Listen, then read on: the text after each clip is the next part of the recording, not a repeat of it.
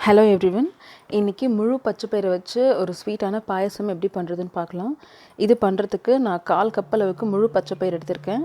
இதை வந்துட்டு நான் ஆல்ரெடி 3லேருந்து ஒரு 4 மணி நேரத்துக்கிட்ட ஊற வச்சுட்டேன். இப்போ ஊற வச்சது பாருங்கள் எப்படி இருக்குன்னு. இது வந்துட்டு நீங்கள் கையால் நசுக்குனீங்கனாக்கா நல்லா நசுங்கி இந்த மாதிரி போகணும், அந்தளவுக்கு ஊறிஇருக்கணும். இப்போது இந்த ஊறின பச்சைப்பயிறு கூட நான் 1 கப் அளவுக்கு தண்ணி சேர்த்துக்கிறேன். சேர்த்துட்டு இதை ப்ரெஷர் குக்கரில் போட்டு ஒரு 4 விசில் வரைக்கும் வச்சு நல்லா வேக வச்சு எடுத்துக்கலாம். 4 விசிலுக்கு அப்புறம் பார்த்தீங்கன்னாக்கா பச்சைப்பயிறு நல்லா வெந்துருச்சுங்க. பாருங்கள் எப்படி இருக்குன்னு, தோலே பிரிஞ்சு வந்து நல்லா வெந்திருக்கு.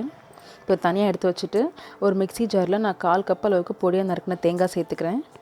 அது கூடவே நம்ம வேக வச்ச பச்சைப்பயிறு இருக்கு இல்லையா, அதுலேருந்து 2 டேபிள் ஸ்பூன் எடுத்து சேர்த்துக்கலாம். சேர்த்துட்டு இது நல்ல ஸ்மூத் பேஸ்ட்டாக அரைச்சி எடுத்துக்கலாம். இது எதுக்குனாக்கா பாயசம் வந்து உங்களுக்கு கொஞ்சம் நல்லா திக்காக க்ரீமியாக இருக்கும், அதுக்காக. இப்போ இதை அரைச்சது தனியாக எடுத்து வச்சிடலாம். ஒரு கடாயில் நான் 2 டேபிள் ஸ்பூன் அளவுக்கு நெய் சூடு பண்ணிக்கிறேன். சூடு பண்ண நெய் கூட 2 டேபிள் ஸ்பூன் அளவுக்கு முந்திரி பருப்பு சேர்த்து அது நல்லா கோல்டன் கலர் வர வரைக்கும் வறுத்துக்கிறேன்.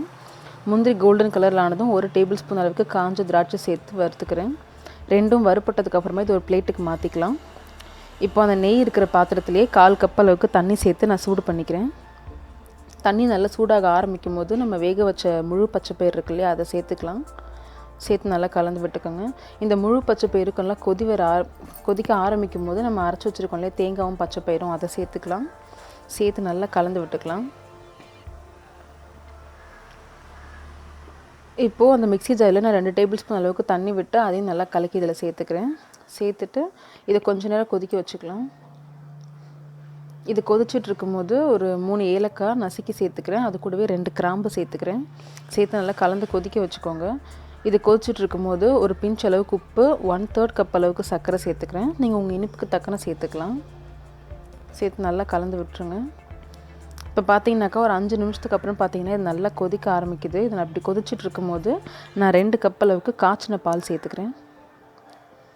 காய்ச்சின பால் சேர்த்துட்டு இன்னும் ஒரு 10 நிமிஷம் மீடியம் ஃப்ளேமில் மூடி போட்டு நல்லா கொதிக்க வச்சுக்கலாம். அப்போ தான் பாயசம் கொஞ்சம் நல்லா திக்காக க்ரீமியாக வரும். இந்த பாயசத்தை அடிக்கடி இந்த 10 நிமிஷத்துக்கு நடுவில் அப்பப்போ திறந்து கொஞ்சம் லைட்டாக கிண்டி விடுங்க. ஏன்னா பால் வந்து லைட்டாக அடிப்பிடிக்கலாம், இல்லை ஓரத்தில் இருக்கிறதெல்லாம் எடுத்து விடணும். ஸோ இப்போ 10 நிமிஷத்துக்கு அப்புறம் பார்த்தீங்கன்னா பாயசம் நல்லா திக்காகி வாசம் வர ஆரம்பிச்சிருச்சு. இப்போ வறுத்த முந்திரி திராட்சையை சேர்த்து நல்லா கலந்துக்கலாம். கடைசியாக இறக்க போகிறதுக்கு முன்னாடி 1 டீஸ்பூன் அளவுக்கு நெய் சேர்த்து கலந்துட்டு உடனே அடுப்பு ஆஃப் பண்ணிவிடுங்க. இது பாயசத்தோட ஃப்ளேவர் வந்துட்டு இன்னும் கொஞ்சம் நல்லா இன்க்ரீஸ் பண்ணும். ரொம்பவே டேஸ்ட்டாக நல்ல வாசமாக இருக்கும். அவ்வளோதான், ரொம்பவே டேஸ்ட் அண்ட் க்ரீமியான ஒரு முழு பச்சைப்பயிறு பாயசம் ரெடி. நம்ம ஜென்ரலாக உடச்ச பச்சைப்பயிறு வெல்லம் சேர்த்து பண்ணுவோம். இது வந்துட்டு பார்த்திங்கன்னா கொஞ்சம் டிஃப்ரெண்ட்டாக இருக்கும். தேங்காய் பச்சைப்பயிரெலாம் அரைச்சி சேர்த்துருக்கிறதுனால இன்னும் கூட டேஸ்ட் வந்து நீங்கள் சாப்பிடும்போது அது எல்லாமே நல்லா ஃபீல் ஆகும் உங்களுக்கு. ஸோ இந்த முழு பச்சைப்பயிறு பாயசத்தை கண்டிப்பாக ட்ரை பண்ணி பாருங்கள். தேங்க்ஸ் ஃபார் வாட்சிங்.